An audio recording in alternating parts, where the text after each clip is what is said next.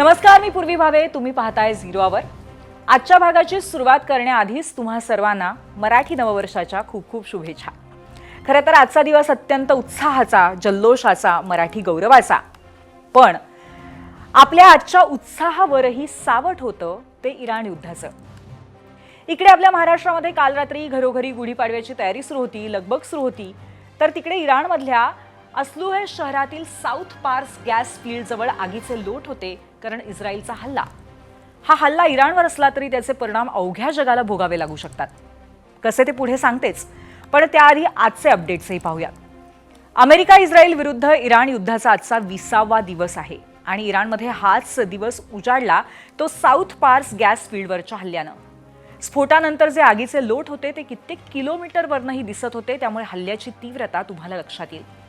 बरं, हल्ल्यानंतर इराणनंही पलटवार केलाच. ऑपरेशन ट्रू प्रॉमिसचा चौथा टप्पा सुरू केला आणि त्यात त्यांनी कतारच्या सर्वात मोठ्या गॅस प्रकल्पावरती हल्ला केलाय. त्यानंतर इराणनं सौदी अरेबियाच्याही काही ठिकाणांवरती हल्ले चढवले. यावरून आखातामध्ये इराण विरोधामध्ये रोष निर्माण होतोय, कारण सौदी अरेबियाकडूनही इराणला थेट इशारा देण्यात आलाय. आमच्या संयमाची परीक्षा बघू नका, अशा कठोर शब्दात सौदीनं इराणला ठणकावलंय. आखात पेटलेला असतानाच अमेरिकेतही अनेक पडसाद तीव्र होऊ लागलेत. राष्ट्राध्यक्ष डोनाल्ड ट्रम्प यांच्या विरोधातले आवाजही उघड होत आहेत. त्यावरचेही अपडेट सांगणार आहे, पण सुरुवात करूया आजच्या प्रश्नानं आणि तो पाहण्यासाठी जाऊयात पोल सेंटरला.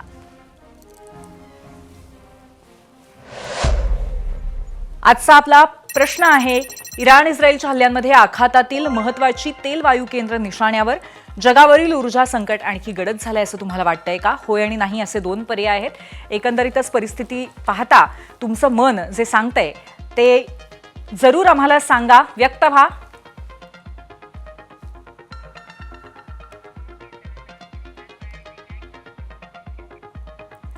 हा प्रश्न विचारायचं कारण आहेत अर्थातच दोन हल्ले आणि दोन ठिकाणं. पहिलं अर्थात इराणचं साऊथ पार्स गॅस फील्ड. हे ठिकाण इतकं महत्वाचं आहे की तिथून संपूर्ण जगाला पुरेल इतका गॅस साठा निर्माण होऊ शकतो. आणि तोही एक दिवस नाही, एक महिनाही नाही, तर तब्बल 13 वर्ष पुरेल इतका गॅस साठा या ठिकाणी आहे.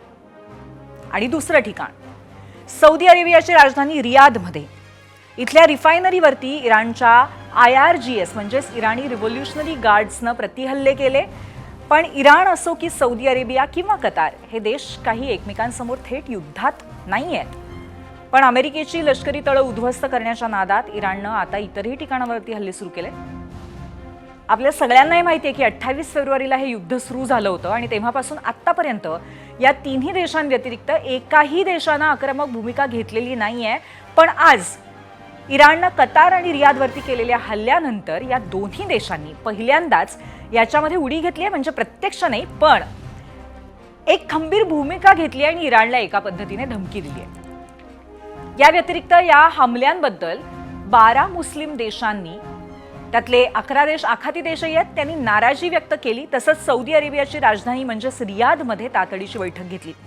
या बैठकीमध्ये कतारसह Azerbaijan, Bahrain, Egypt, Kuwait, Lebanon, Saudi Arabia, Syria, Turkey, UAE आणि पाकिस्तान या देशांचे परराष्ट्र मंत्री उपस्थित होते. या बैठकीतून या मुस्लिम देशांनी हल्ले थांबवण्याची विनंती इराणला केलीच, पण त्याचबरोबर इराणनं आमच्या संयमाची परीक्षा घेऊ नये असा इशाराही त्यांनी संयुक्तपणे दिलाय.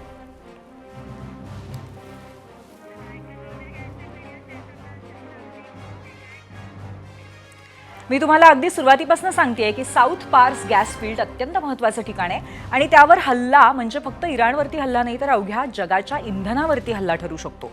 हे ठिकाण इतकं महत्त्वाचं काय आहे ते आपण जाणून घेऊया. जाऊया मीडिया सेंटरला. दक्षिण पार्स गॅस फील्डचं महत्त्व आपण बघतोय.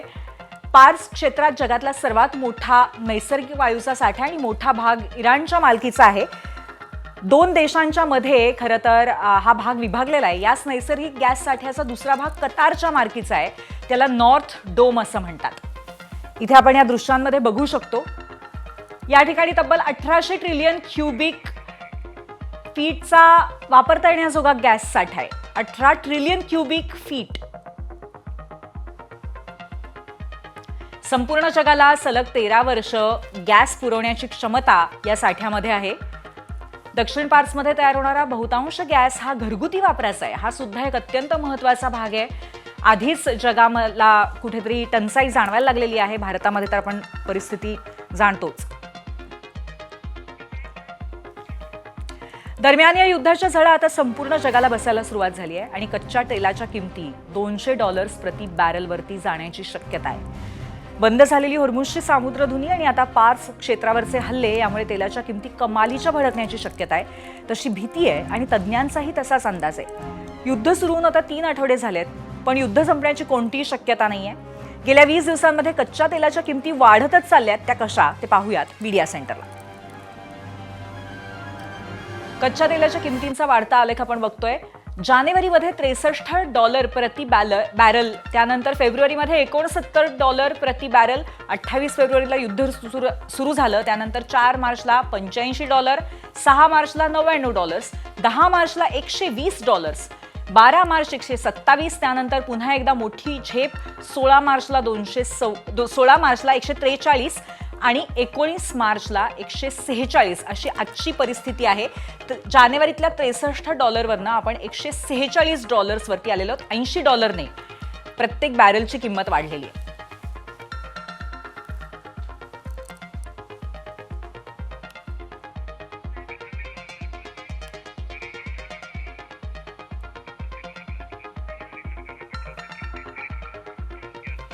आता कच्चं तेल महागलेलं आहे. सरकारने पेट्रोलच्या किमती स्थिर ठेवलेल्या आहेत, ही अजूनही जमेची बाजू आहे. पण असं असलं तरी घरगुती गॅस सिलेंडर्सचा तुटवडा आणि पुरवठा याच्यावरनं सरकारनं आजही तितकंच गंभीर पद्धतीने सरकार व्यक्त झालेलं आहे. सरकार तितकंच गंभीर आहे कि भारत सरकार हर लेवल पर डोमेस्टिक उपभोक्ताओं को एलपीजी कंज्यूमर अवेलेबल कराने के लिए हर संभव प्रयत्न कर रही है. इसलिए अफवाहों पर ध्यान न दें और ऑफिशियल इंफॉर्मेशन पर रिलाई करें. पैनिक बुकिंग में कमी आई है, परंतु डिस्ट्रीब्यूटर्स के यहाँ अभी भी लाइन देखी जा रही है.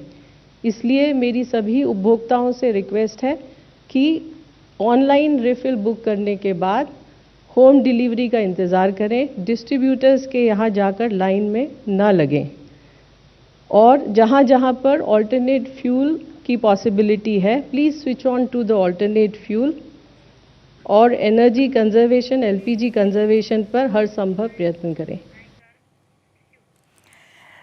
एकंदरीतच घरगुती गॅसचा पुरवठा नियमित करण्याचा प्रयत्न आहे. चांगली गोष्ट आहे. हळूहळू रांगा कमी होत आहेत, ही सुद्धा अत्यंत चांगली गोष्ट आहे.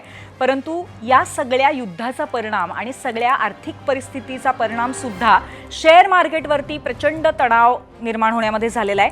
नक्की शेअर मार्केटचा परिणाम काय आहे तो आपण ग्राफिक्सच्या माध्यमातून बघूया.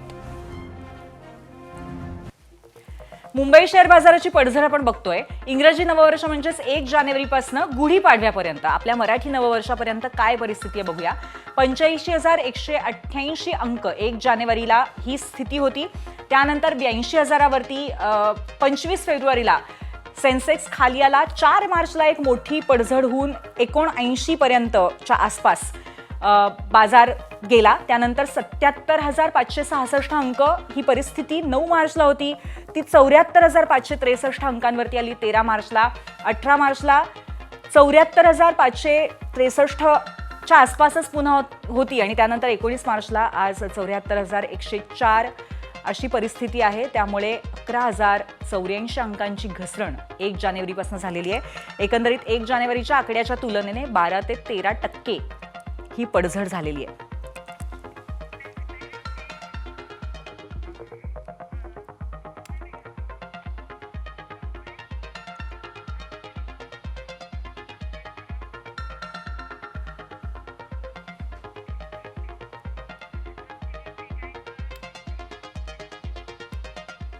यानंतर जर आपण अमेरिकेत जाऊयात. 20 दिवसांच्या युद्धानं काय होतं तर ट्रम्प बॅकफूटवरती आता जात आहेत.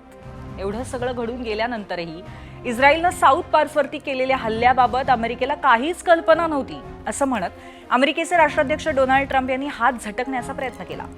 काय म्हणाले डोनाल्ड ट्रम्प आपण पाहूयात. ग्राफिक्सच्या माध्यमातून जाऊयात मीडिया सेंटरला.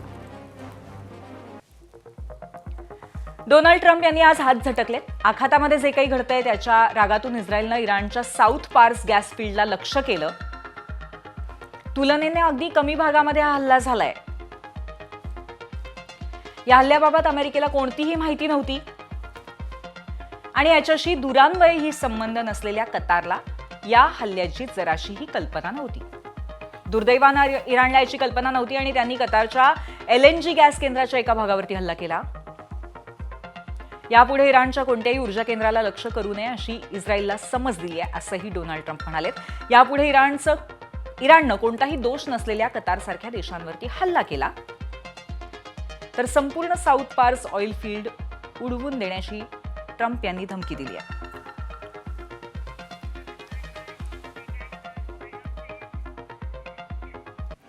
हे म्हणजे अमेरिकेचं असं झालंय की ज्यानं पहिला हल्ला केला त्याला समज आणि ज्यानं प्रत्युत्तर दिलं त्याला धमकी.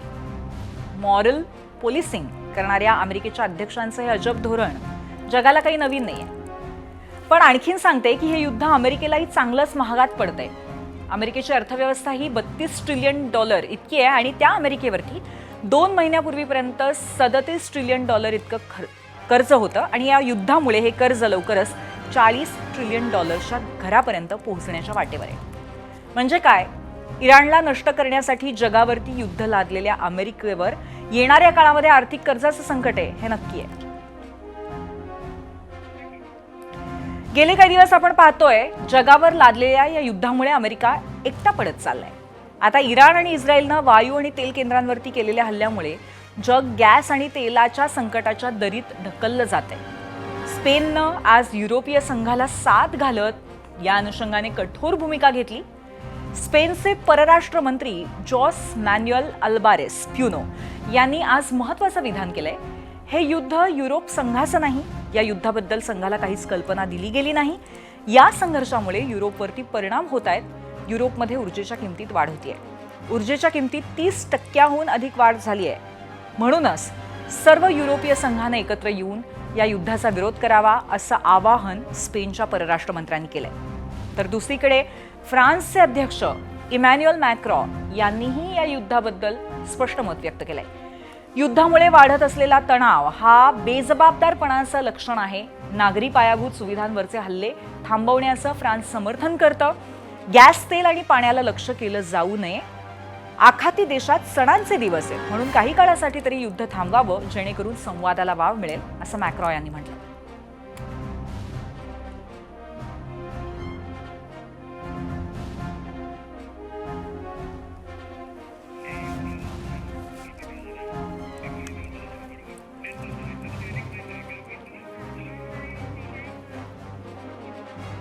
तर या युद्धाची आर्थिक किंमत तर आपण बघतोय, पण त्याचबरोबर खूप मोठ्या पातळीवरती मनुष्यहानी सुद्धा या युद्धात होतीये.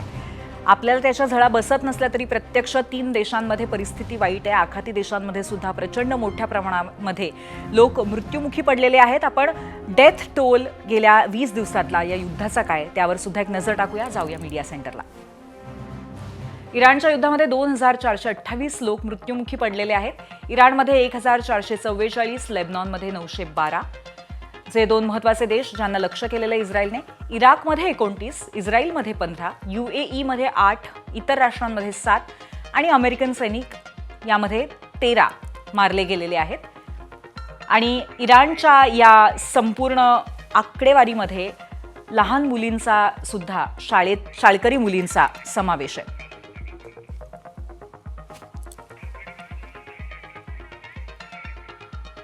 2428 मृत्यू या युद्धामध्ये आत्तापर्यंत ही आकडेवारी आहे आणि अत्यंत दुर्दैवी प्रकार आहे. कारण खरं तर कुठेतरी नागरी कुठल्याही आस्थापनांना लक्ष्य करायचं नाही आणि केलं जात नाही असा दावा दोन्हीकडनं केला जातोय.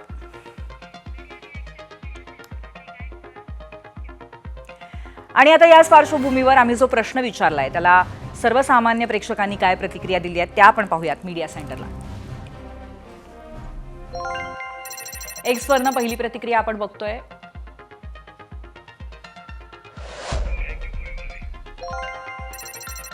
फेसबुकवरची प्रतिक्रिया पहिली प्रकाश ससाणी यांची. हो, कारण रात्री जो हल्ला इराणने सौदी अरेबियावरती केला तो आरामको या बलाढ्य गॅस रिफायनरीवरती केला आहे आणि जागतिक बाजारपेठेत आरामको हे मोठं नाव आहे. पुढची प्रतिक्रिया फेसबुकवरनं रमेश कांगणे यांची आहे. तेल आणि गॅस यावर आपलं अधिराज्य असावं यासाठी आखाती देशांवर डोनाल्ड ट्रम्प यांचा डोळा आहे आणि त्यासाठी हे युद्ध सुरू असून जगातील सर्व देशांना ट्रम्प यांनी वेठीस धरलंय. इंस्टाग्रामवरनं शौनक भिडे यांची प्रतिक्रिया. ही असली युद्ध जगाला महत्वाचे असलेले तेल, वायू यांवर स्वतःचं वर्चस्व निर्माण करण्यासाठी लढली जातात. युद्ध लवकर थांबले नाही तर ऊर्जा संकट गडद होतच राहणार.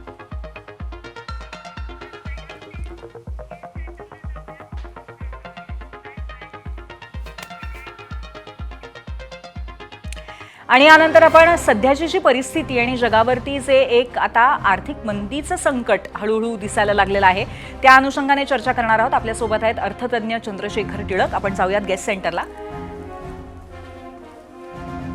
चंद्रशेखर टिळकजी, आपलं स्वागत आहे एबीपी माझाच्या गेस्ट सेंटरला 0 आवरच्या. आणि अर्थातच तुमचं लक्ष असेलच विविध घडामोडींवरती. कालपासनं जो एक मोठा कहर चालू झालेला आहे विविध गॅस साठ्यांवरती, तेल साठ्यांवरती, ते बघता आता हे युद्ध आणखीन गंभीर पातळीवरती गेलेलं आहे आणि त्यामुळे आता तेल संकट आणखीन गडद होणार आहे असं तुम्हाला वाटतं का? अत्यंत चिंताजनक अशी ही गोष्ट आहे. कारण गेल्या 2-3 दिवसातल्या बातम्या पाहिल्या तर इराणनं कुवेतच्या गॅस रिझर्व्हवरती हल्ला केलाय आणि इस्रायलनंही त्याचा प्रतिहल्ला केलेला आहे. अर्थात या क्षेपणास्त्राच्या माऱ्यातनं लागलेल्या आगी ताबडतोबीनं विझवण्यात आल्या असल्या तरी सुद्धा एका निर्णायक टप्प्यावरती हे युद्ध आलंय ही गोष्ट लक्षात येईल. आता हे युद्ध नेमकं कोणत्या दिशेनं जाईल हे सांगता येणं केवळ कठीण आहे. याचं कारण असं की गेल्या काही महिन्यांचा युद्धाबाबतचा अनुभव याच असं नव्हे हा जर विचारात घेतला तर कोणतेही युद्ध सलग चाललंय आणि एकदा त्यांनी विराम घेतला की ते पूर्णपणे थांबलंय अशातली गोष्ट नाही. अगदी रशिया युक्रेनच्या युद्धाचा विचार केला तरी हीच स्थिती आहे. इस्रायल हमासचा विचार केला तरी हीच स्थिती आहे.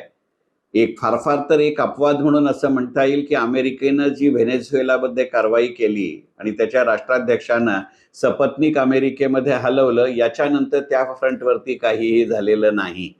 त्यामुळे तुमच्या प्रश्नामध्ये अभिप्रेत असलेले जे हल्ले आहेत ही नेमकी आत्ता ज्या देशांचा या युद्धामध्ये प्रत्यक्ष सहभाग आहे त्यांची राजकीय अपरिहार्यता आहे की भावनिक आगतिकता आहे हे ठरवता येणं केवळ अशक्य आहे.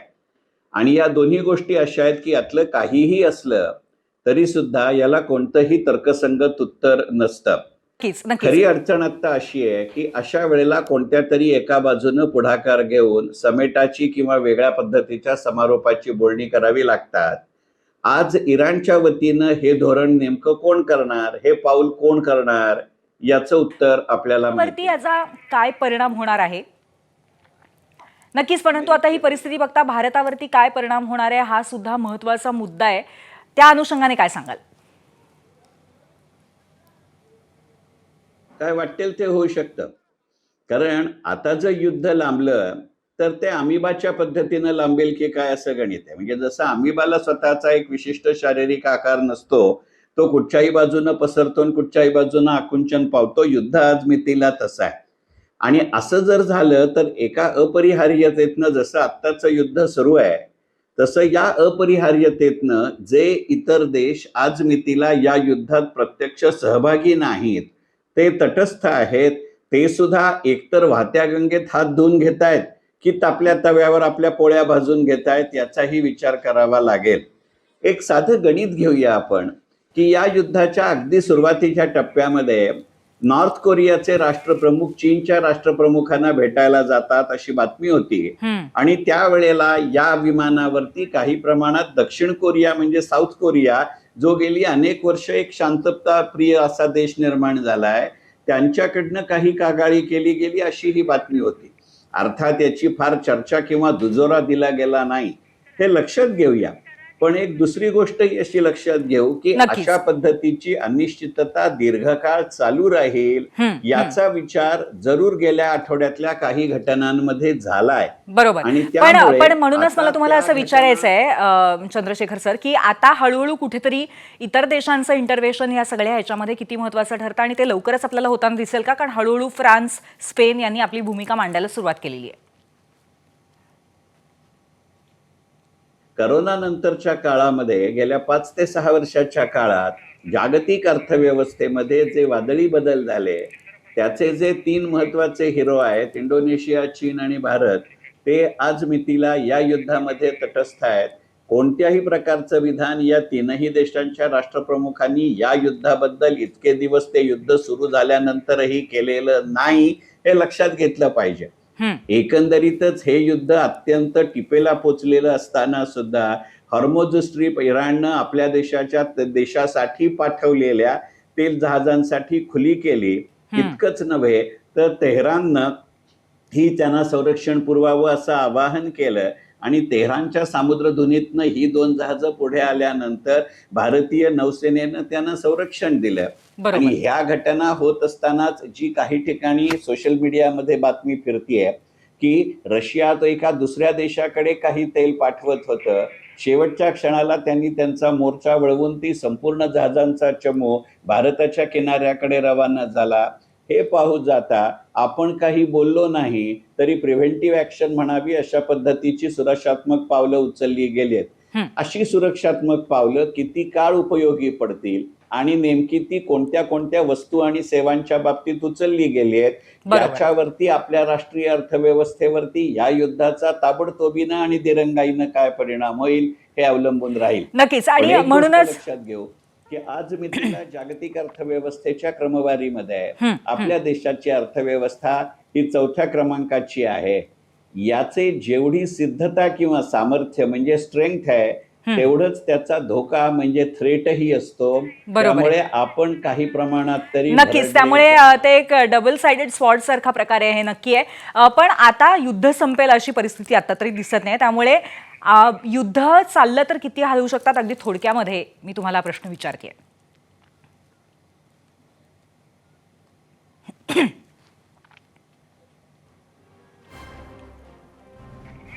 ठेव की मुळात आज मितीला सरकारकडे या सगळ्या गोष्टींचा साठा किती आहे, याच्यावरती सरकार कितीपर्यंत ह्याचे दर स्थिर ठेवू शकेल हे गणित देऊ शकेल. याबद्दलच्या ज्या काही अटकळी आणि बातम्या फिरतायत त्या पूर्णपणाने प्रिंट मीडिया, इलेक्ट्रॉनिक मीडिया आणि सोशल मीडियामध्ये आहेत. फार मोठ्या प्रमाणावरती नेमकी आकडेवारी सरकारी पातळीवरनं जाहीर केली गेलेली नाहीये. आता हे धोरण आहे का हे पवित्र आहे? न बोलता शांत राहून आपला साठा वाढत राहावा आणि त्यामुळे आपली ज्याला आपण एक प्रकारची सहन करण्याची पातळी म्हणतोय ती जाहीर करायची नाही असं सरकारचं धोरण असेल तर गोष्ट वेगळी. अन्यथा जी काही आकडेवारीची चर्चा ही मीडियामध्ये होतीये, समाज माध्यमांमध्ये होतीये, प्रसार माध्यमांमध्ये होतीये, ती पाहू जाता पुढचे काही दिवस तरी आपल्या देशामध्ये पेट्रोल आणि डिझेलचे भाव स्थिर राहू शकतील ही गोष्ट नक्की. मला असं नक्कीच. धन्यवाद सर. मी आता तुम्हाला आपल्याकडे वेळ कमी असल्यामुळे मला तुम्हाला थांबावं लागतंय, परंतु धन्यवाद, तुम्ही आम्हाला सविस्तर माहिती दिली त्याबद्दल. यानंतर पहिल्या प्रश्नावरती काय कौल आलेला आहे आपण पाहूयात पोल सेंटरला. एकूण 19,000 मतं आलेली आहेत आणि हे ऊर्जा संकट आणखीन गडद झालंय का, तर 93% लोक हो म्हणतायत आणि 60% लोक अजूनही आशावादी आहेत. लवकरच हा सगळा संकटाचा प्रकार दूर होईल असं त्यांना वाटतंय.